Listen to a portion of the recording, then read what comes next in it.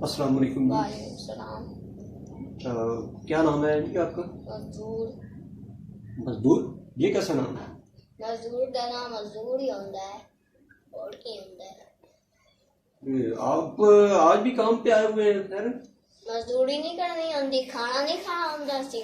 भजन कुड़ी को तो नहीं, मेरे कहने का मतलब कि वो आज आपका लेबर डे है। आज और की होता है।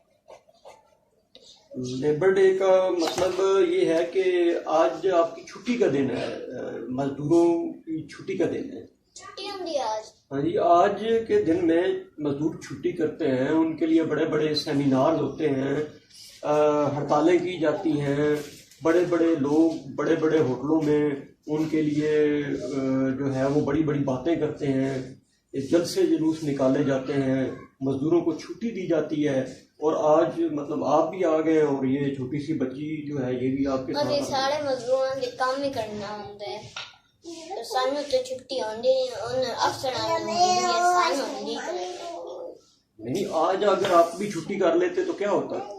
अरे खाना कितने खाना है।